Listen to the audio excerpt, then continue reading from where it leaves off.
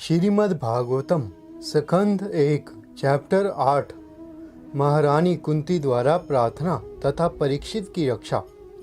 जय श्री कृष्ण। दोस्तों, पिछले अध्याय में आप लोगों ने जाना कि किस प्रकार द्रोण पुत्र अश्वत्थामा को दंड मिला। अगर आप लोगों ने वह वीडियो नहीं देखी है तो ऊपर आई बटन में उसका लिंक है, आप वो वीडियो देख सकते हैं। और इस अध्याय में यह बताया गया है कि महारानी कुंती ने श्री कृष्ण से क्या प्रार्थना की और महाराज श्री कृष्ण ने किस प्रकार परीक्षित की रक्षा की। तो चलिए शुरू करते हैं आज की वीडियो। चैप्टर 8 महारानी कुंती द्वारा प्रार्थना तथा परीक्षित की रक्षा। सूत गोस्वामी जी ने कहा, उसके बाद जब पांडवों ने द्रोण के पुत्र अश्वत्थामा को दंड दे दिया तो उसके बाद पांडवगण अपने मृत परिजनों की इच्छा अनुसार उन्हें जल दान देने हेतु द्रौपदी सहित गंगा के तट पर गए। स्त्रियां आगे आगे चल रही थी। उनके लिए शोक कर चुकने तथा पर्याप्त गंगा जल अर्पित कर चुकने के बाद उन सबों ने गंगा में स्नान किया, जिसका जल भगवान के चरण कमलों की धूलि मिल जाने के कारण पवित्र हो गया। वहीं कुरुवंशियों के राजा महाराज युधिष्ठिर अपने छोटे भाइयों धृतराष्ट्र, गांधारी, कुंती तथा द्रौपदी सहित बैठ गए। वह सभी शोक से अत्यधिक पीड़ित थे। भगवान श्री कृष्ण भी वहां थे।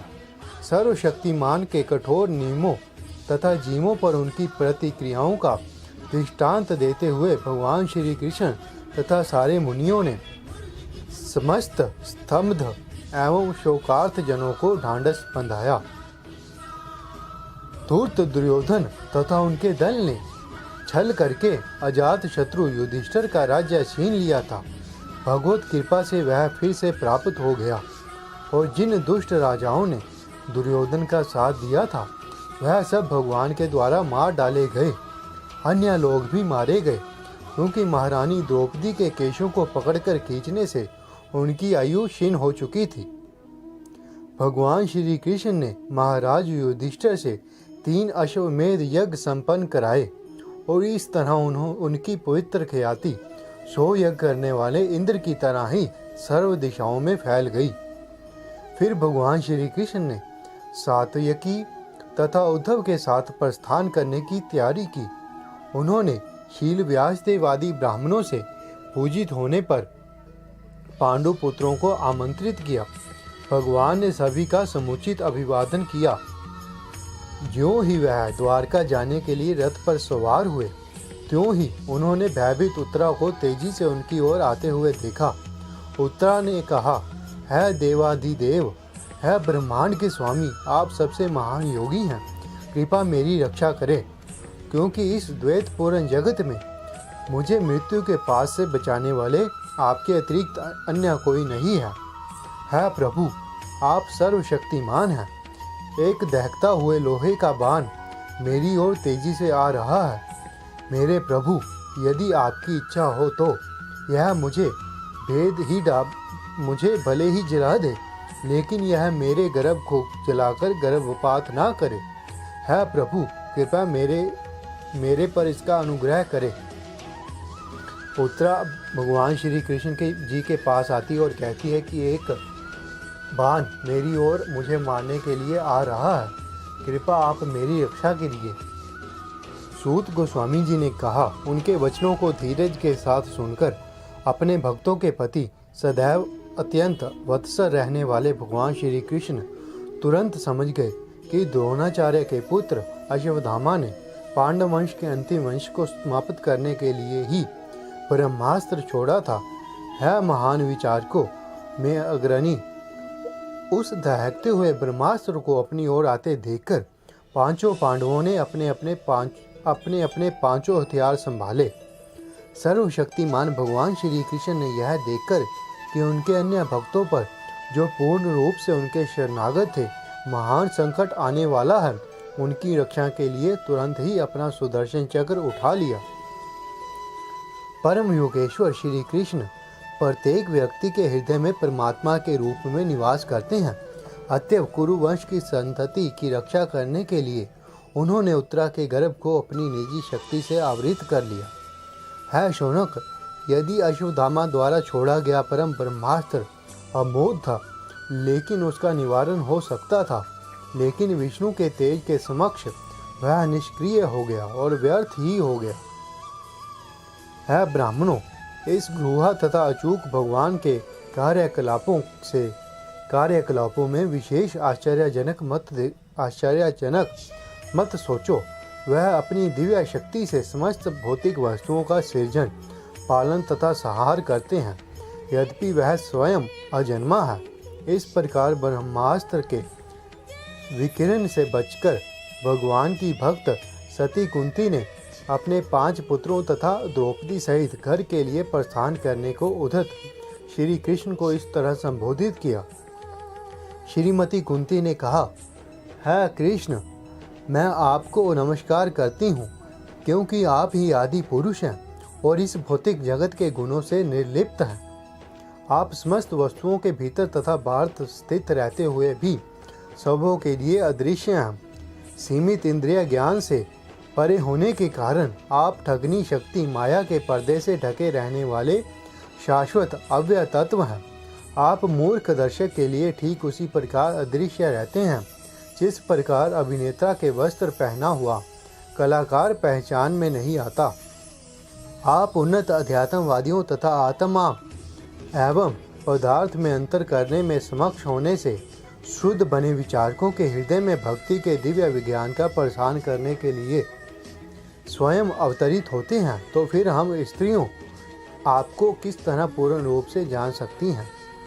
अंत में उन भगवान को सादर नमस्कार करती हूँ जो वसुदेव के पुत्र, देवकी के लाडले, नंद के लाल तथा वृंदावन के अन्य गांव वालों एवं गौओं तथा इंद्रियों के प्राण बनकर आए हैं। है ऋषिकेश, है इंद्रियों के स्वामी, देवों के देव, आपने दीर्घ काल तक बंदी गृह में बंदनी बनाई गई और दुष्ट राजा कंस द्वारा सताई जा रही अपनी माता देवकी को तथा अनवरत विपत्तियों से घिरे हुए मेरे पुत्रों समेत मुझको मुक्त किया है कृष्ण, आपने हमें विषाक्त भोजन से, भीषण अग्नि से, मानव भक्षियों से, दुष्ट सभा से, वनवास काल के कष्टों से तथा महारथियों द्वारा लड़े गए युद्ध से बचाया है और अब आपने हमें अश्वत्थामा के अस्त्र से भी बचाया है। मैं चाहती हूँ कि यह सारी विपत्तियाँ बारंबार आएं, जिससे हम आपका दर्शन पुनः पुनः कर सकें, बार बार कर सकें, क्योंकि आपके दर्शन का अर्थ यह है कि हमें बारंबार होने वाले जन्म तथा मृत्यु को नहीं देखना पड़ेगा। है प्रभु, आप सरलता से प्राप्त होने वाले हैं, लेकिन केवल उन्हीं के द्वारा जो भौतिक दृष्टि से अंकहीन है, जो सम्मानित कुल, ऐश्वर्य, उच्च शिक्षा तथा शारीरिक सौंदर्य के भौतिक प्रगति के पथ पर आगे बढ़ने के प्रयास में लगा रहता है, वह आप तक एक निष्ठ भाव से नहीं पहुंच पाता। मैं निर्धनों के धन आपको नमस्कार करती हूँ। आपको प्रकृति के भौतिक गुणों के क्रियाएं प्रतिक्रियाएं से कोई सरोकार नहीं है। आप आत्म तुष्ट हैं, अतएव आप परम शांत तथा द्वैतवादियों के स्वामी केवल्यपति हैं।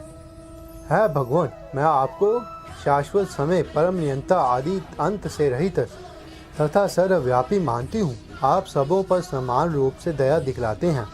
जीवों में जो पारस्परिक कलह है वह सामाजिक मतभेद के कारण है भगवान, आपकी दिव्य लीलाओं को कोई समझ नहीं सकता, क्योंकि वह मानवीय प्रतीत होती हैं और इसका कारण भ्रामक है। ना तो आपका कोई विशेष कृपा पात्र है, ना ही कोई आपका अप्रिय है। वह केवल लोगों की कल्पना ही है कि आप पक्षपात करते हैं। है कृष्ण, जो आपके दिव्य कार्यकलापों का निरंतर श्रवण, कीर्तन तथा स्मरण करते हैं या दूसरों को ऐसा करते देखकर हर्षित होते हैं, वह निश्चय ही आपके उन चरण कमलों का दर्शन करते हैं जो जन्म मृत्यु के पुनरागमन को रोकते हैं। है मेरे प्रभु, आपने सारे कर्तव्य स्वयं पूरे कर दिए हैं। आज हम आपकी कृपा पर पूरी तरह आश्रित हैं और अब हमारा और कोई रक्षक नहीं है। और जब सारे राजा हमसे शत्रुता किए हुए हैं तो आप हमें छोड़कर चले जाएंगे।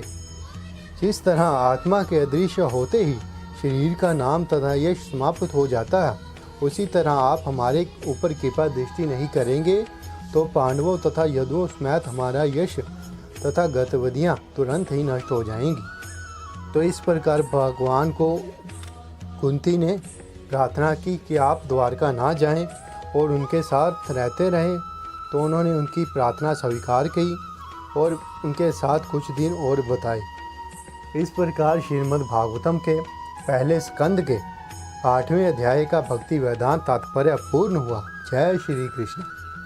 अगली वीडियो में हम चैप्टर 9 कवर करेंगे, जिसमें भगवान श्री कृष्ण की उपस्थिति में भीष्म देव का देह त्याग नामक चैप्टर कवर करेंगे। चैनल को सब्सक्राइब कर लीजिए ताकि आपको जैसे ही अगली वीडियो आए तुरंत प्राप्त हो सके। जय श्री कृष्ण।